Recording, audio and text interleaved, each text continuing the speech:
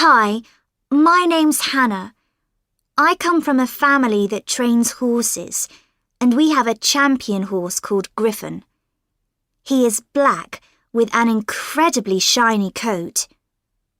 He was born 2 years ago, in December, and we're taking him to compete in his first international show in March next year, just after my 15th birthday. The whole family is going. Me, my sister, and our parents.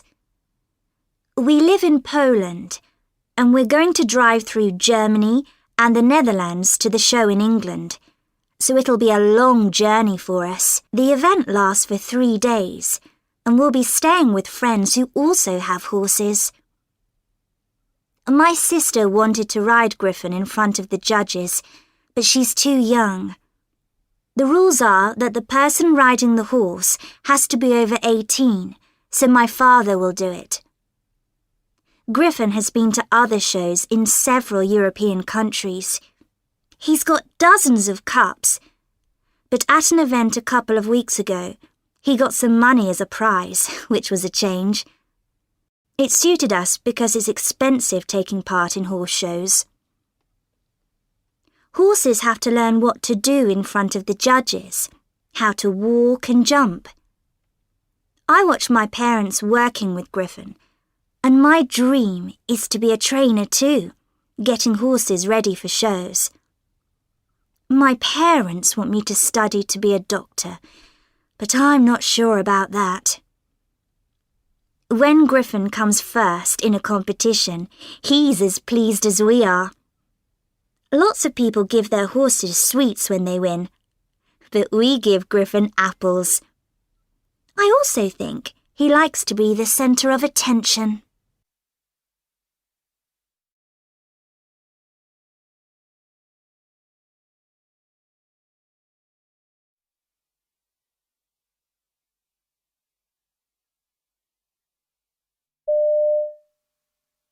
And now a look at some of this evening's programmes on Radio Pearl.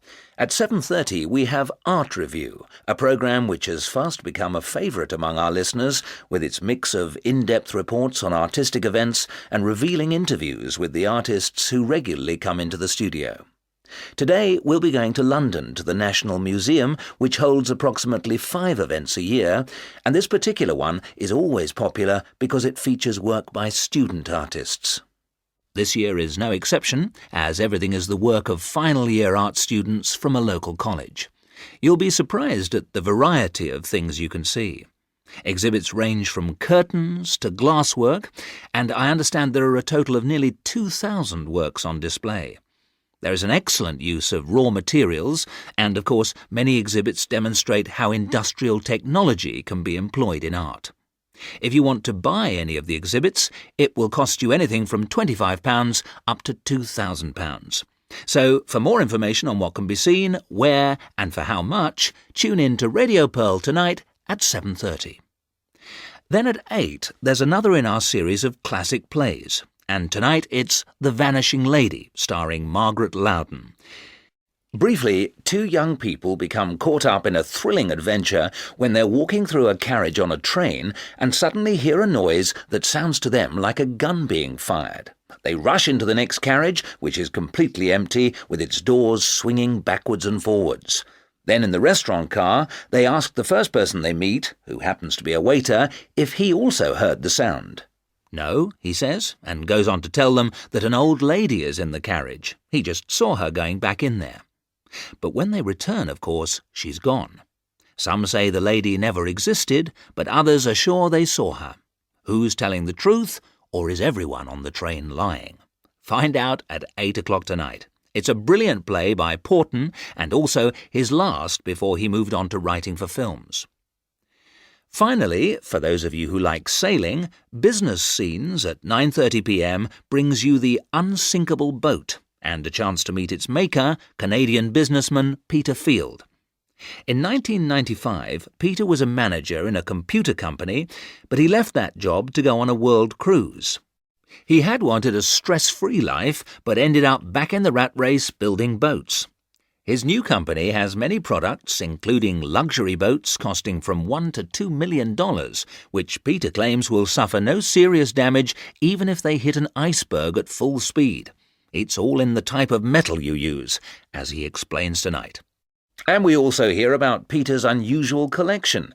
You would think that a man in his line of work would collect model boats and ships, rather than the old maps, which are his real passion. If you tune in this evening, you'll find out how he started his collection and how he hunts for items to add to it.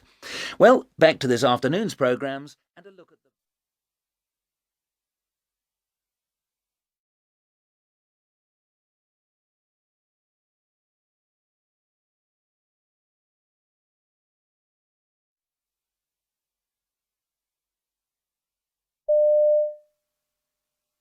Welcome to the City Museum and Art Gallery. Before we start our tour, I'd like to give you a bit of background information about the place itself. The museum was founded in 1849 as a home for the collections built up over the years by the local cultural society, and is one of 7 museums owned by the City Council. Its collections of dinosaurs and mummies are well known, and it also has one of Britain's top 5 exhibitions of natural science. Unfortunately, not all areas are open to the public at the moment. In the cellar storerooms, for example, there are, amongst other things, display cases full of butterflies and many others full of birds. Upstairs, there's a section designed especially for children, for those of you who are interested, where young people can dress up, draw pictures, and find out about the museum at their own pace. It's called Let's Interact. And there's more noise there than silence, as you might imagine. But we find this to be a successful way of attracting children to museums. Let's face it, museums in the past have been boring, rather stuffy places for children and indeed adults to visit. The picture galleries, which we'll be visiting later, boast a fine collection of drawings, prints and woodcuts by German artists, and the art collection is arranged thematically rather than chronologically. The themes we shall see are colour, light, movement, signs and symbols. It's a bit cold here, I'm afraid. I do apologise for this, but I'm sorry to say the central heating needs £1 million refit, which the city can't afford to undertake at the moment. So, if any of you are millionaires and feeling generous today, please see me after the tour. Now, if you will just follow me to the end of the Grand Colonnade, we'll turn right into the first exhibit room on the ground floor. Now, this room houses the Rutland dinosaur. As you can see, it's 3.5 metres high and 14 metres long, quite an intimidating sight. This Citiosaurus, as it's called, was found in England's smallest county in 1968. The creature loped across the countryside 175 million years ago and is the most complete example of the breed discovered to date. Most of the neck, some of the spine, and a bit of the tail were found in Rutland. The rest of the tail is polystyrene. For those of you who prefer your dinosaurs on a much more human scale, there is a much smaller 200 million year old Pelosaur over there. Now, if you'd like to follow me up the stairs, we'll make our way to the art exhibit.